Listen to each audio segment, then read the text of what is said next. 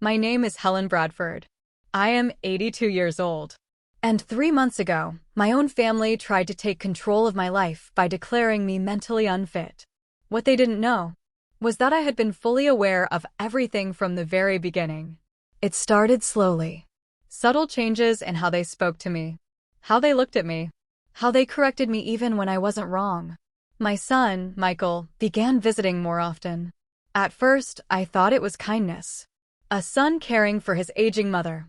"Mom, you should rest more," he would say. "You don't need to worry about bills anymore." Then came my daughter-in-law, Sandra. Always smiling. Always watching.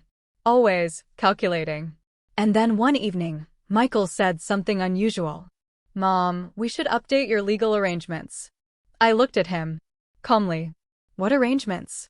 I asked. He smiled gently. "The ones that protect you." Protect me. Such a comforting word. When it is honest.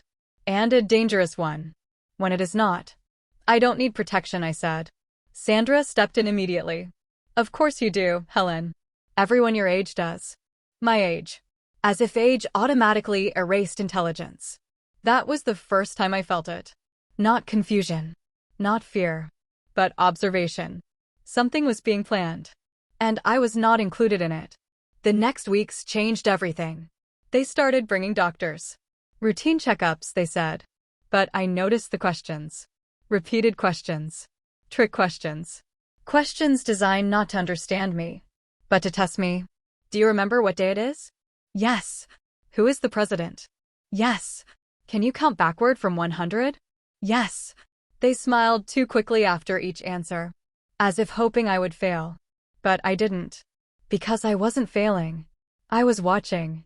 Then came the documents. Legal papers placed carefully on my table. Sandra explained them slowly. Like I was a child. "This is just to ensure your safety," she said. Michael stood behind her. Silent. Avoiding my eyes. I read every line. Every clause. Every hidden sentence. And there it was. Power of attorney. Full control transfer. Medical authority. Financial access. All requiring my signature. "I'll think about it," I said. Sandra smiled. A little too quickly. "Of course," she replied. "But it should be soon." Soon. That word again.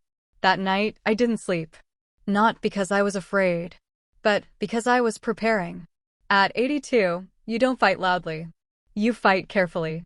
The next morning, I called my lawyer. A woman I had trusted for over 20 years.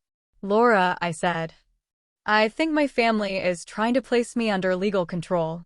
There was a pause. Then one sentence. "Do not sign anything." That was all I needed. Because now I knew. I wasn't imagining it. They were building a case against me. But what they didn't know was that I had started building one too. I began documenting everything. Every conversation. Every suggestion. Every pressure. A small recorder hidden in my living room clock. A second device in my hallway. And written notes in my private journal. Not paranoia. Preparation.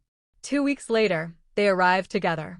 Michael, Sandra, and a man I had never seen before. A psychiatrist. That was the moment everything became clear. "This is just a formality," Michael said, smiling too calmly. The psychiatrist placed a folder on my table. "I'd like to ask you a few questions." Sandra sat beside him, observing. Not helping. Monitoring. Michael stood behind them, watching me like a verdict was coming. "Mrs. Bradford," the psychiatrist began. "Do you ever feel confused about where you are?" "No," I said. "Do you ever forget recent events?" "No." "Do you trust your family?" I paused. Just long enough. "Yes," I said. Sandra exhaled slightly. Michael relaxed. They thought I was cooperating. They were wrong. Because every answer I gave was being recorded. After the session, they left quickly. Too quickly. Like people who believed they had already won. That night, I called Laura again. "Tomorrow," I said. "I want everything prepared." "Are you sure?" she asked. "Yes," I replied. "Now." The next evening, I invited them for dinner. All of them. Michael. Sandra. The psychiatrist. Sandra looked surprised. "Is everything okay?" she asked. "Perfectly," I said. Michael smiled. Relieved. Confident. They thought I had accepted their plan. Dinner began normally. Too normally. Polite conversation. Careful smiles. Controlled atmosphere. Then I stood up. I want to say something, I said. Michael looked up. Mom. No, I interrupted gently. I need you to listen.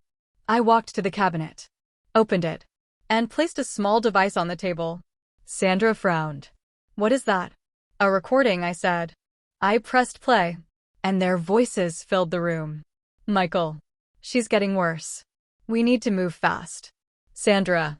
If she signs, everything becomes simple. Psychiatrist. She shows mild cognitive decline, enough to justify intervention. Silence fell instantly. Michael stood up. What is this? Sandra's face turned pale. I looked at them calmly. This, I said, is truth. The psychiatrist tried to speak.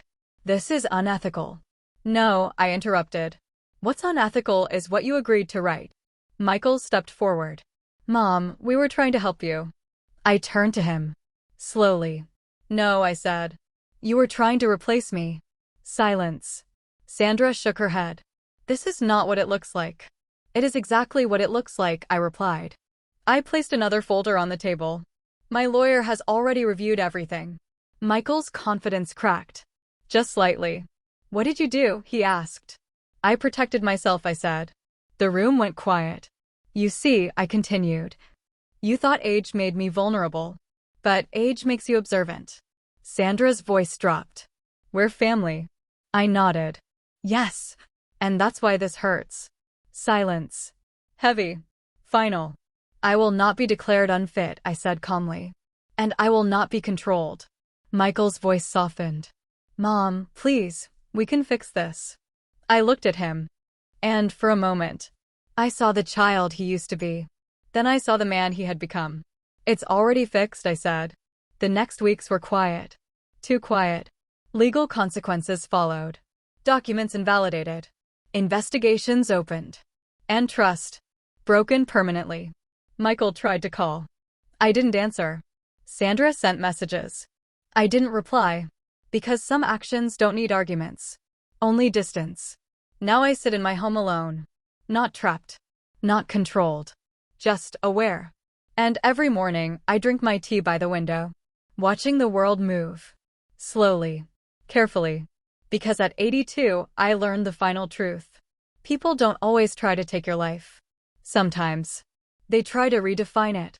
And the only way to survive that is to make sure they never get the chance. Not loudly. Not emotionally. But legally. Quietly. Completely. And without warning.